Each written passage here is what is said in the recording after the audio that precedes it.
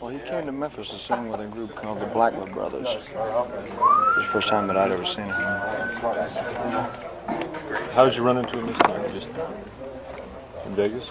I just realized that they were available. And he'd formed a new quartet called the Stamps. And I listened to some of the records, and they had all this power. He made the Stamps. He brought them together. He put them together. One of his nephew and one of his son-in-law. The other two, I don't know where they came from. But each one of the guys individually are good, as you can see. I've noticed. They all have good. See, we come from a different background. We come from the Middle West or from the West Coast. You don't hear this too much. So we don't hear this. So we see a bunch of guys, and it has a whole different kind of level of meaning to us because it's just not part of our background. Right. But like everybody comes from the same background, or is that's as much to you guys as it is to a kid in California growing up and surfing or Little League baseball. It's kind of like roots. We grew up with it, from the time I can remember, like 2 years old. I grew up with this because my folks took me there. And when I got old enough, I started to sing in church. That's how you got into singing? Well, it's one of the ways. One of the ways. Yeah. But I liked all type of music.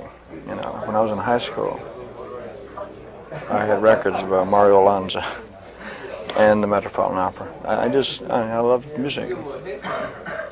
The Spanish, I like the Mexican flavored songs. But this is so music. But this thing here, the gospel thing is just. Excuse me. The gospel is really what we grew up with, more than anything else.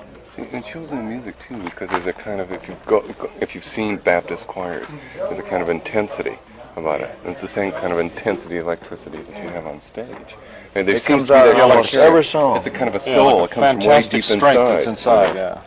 It just isn't singing notes. It's singing something that seems to come from very deep inside of you. And at certain times you push out and pull in. It's just a part of you. You don't really think about it. When I was in France about 3 or 4 years ago, and I was doing a film on Jean-Claude Keely, and I asked him just offhand who was his favorite singer, and he said, Elvis Presley. He's my man. Oh, really? He's my man. He's my favorite skier.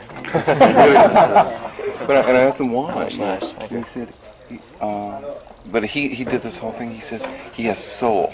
It's hard for an American to talk to a Frenchman and understand that he understands soul better than you do. But he really does. He says he sings, from in here. And that was his way of describing. He had a very limited English at the time. It's fantastic.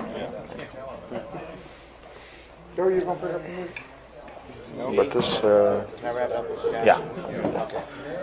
This is very, All right, boys, put it away. this is very basic. When we get through with our work, what we have to do, we usually wind up doing this. And you're doing it because you want to do it. We do it because we want to do it, In Las Vegas, after he's done 2 shows, everybody's tired. They're up in the suite singing all night till like 6, 7. We'll do 2 shows a lot of times, and we'll go upstairs and sing until daylight. Gospel songs. How do you do it? How do you? Not too often. When you're working every night there. I mean, what does it do for you? I mean, to get into this, is it like I think it more or less puts your mind at ease. It does mine. Because you've been really concentrating and everybody's been working out. So these things we know. It's like old friends. Right. And it puts your mind at ease. It takes you down and just levels takes you things down off. to a level. Otherwise, you'd go out of here and you couldn't sleep for, There's nothing wrong with it, but if you ended on a real fast up-tempo song or something, we leave the studio and nobody can sleep for hours. You're right though. When you leave the stage like a place like Vegas, you're really up. You're really, Sure. really flying. It takes at least 4 or 5 hours to even begin to unwind. And we usually wind up doing this type of stuff. Where have you found the guys? I mean, we know about JD, but like the other guys who are in the chorus, it seems like you've known them forever, just watching you around the piano and singing, like you're like real super old friends from a long, long time. Well, like I said, I knew JD from back when I was 15. When he first came to Memphis to sing with a group called the Blackwood Brothers. And I was a big gospel music fan, so they would sing all night. And I would stay there all night, you know. And he had formed this new group himself a couple of years ago. And I just heard their records and put them together with the inspirations and everything else that we had. You know. Looked in the gutter in there. Looked in the gutter, man, and dug them out. All of that's going on the stage. It's really. But then when you put it all together,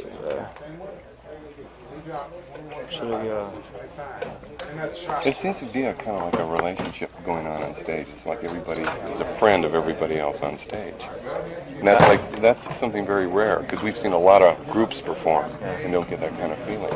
Well, I think it's because we enjoy it, you know, and we constantly enjoy it, which means that we do 2 shows a night for 5 weeks, but we never let it get old. Every song is like we do it for the first time, and that's one of the secrets, you know. Well, like it's not a planned thing. You don't do the same sequence. Not necessarily. Yeah, we can change them around, but even if we do the same songs, it's not the. They're new, and the sound is you know, the feeling is there every time. But it's a different feeling each time, right? It's a good feeling. We never let it down because there's a new audience out there. Plus, we enjoy what we're doing. Well, Elvis communicates with us, really. I mean, you really do from the stage. I've sung with a lot of people, but he has some way of keeping you interested and communicate between you and him. And, I'm not going to tell you how. You aren't going to tell us the secrets? Well, hell, we'll get out. Things that go on behind my back and things. No. But we will. We'll keep it interesting somehow, you know. 5 weeks, man. Oh, shut up. The last show was working with you. Yeah. At the end of the 5 weeks, it was, it went by like that, and it seemed like a day. Well, see, I don't know. For instance, this evening, I know you were running just through everything just for us, for the cameras, what have you. Which would seem like if you did the reverse on us and said, well, guys, just walk around with your cameras like you normally do, and the concert would be a drag to us because it would be hard for us to get up to that level. But what's hard for us to figure out is that you can turn it on here just like you do on the stage. Well, you know what's interesting about music and about all the people here, they find new sounds, and they do things differently themselves. So it's like a new experience every day. The guy on the guitar will find a new lick, or the guy on the piano will find something, or the voices will add something, And I hear all this, and it inspires me. Yeah. Because we watch, it's new for us. We're watching things like you and the lead guitarist kind of looking, the looks that go back and forth, and we're lining up shots. There's really something going on, some sort of magic. We know already the game that goes on with Charlie Hodges and the kidding the back and forth, and that's part of it too. So there's a kind of thing going on there. There's something going on there. I notice when your eye goes over to JD when the chorus comes in, each one of them is like a little turn on. It's like a conversation that goes on each one, but there's surprises. It's like in a it. feedback. It's a back and forth, and you're turning each other on. Well, that's what I mean. It never ceases. It goes on. And that's what we're looking for in the film. That's what the film has to explore totally. It's that whole electricity, that's just kind of circulating back and forth. I hope you find it. Hey, it's not. Well, we have to tell you, we looked and it wasn't there. Thanks. So we're wrapping.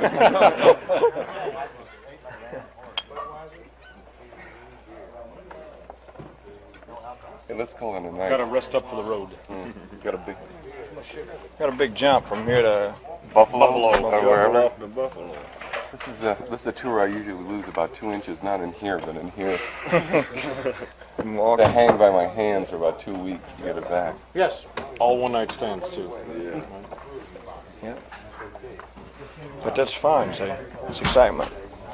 It's, Got to figure out how to get a piano in each room for these guys to sing after the show. Oh, let's go home, everybody.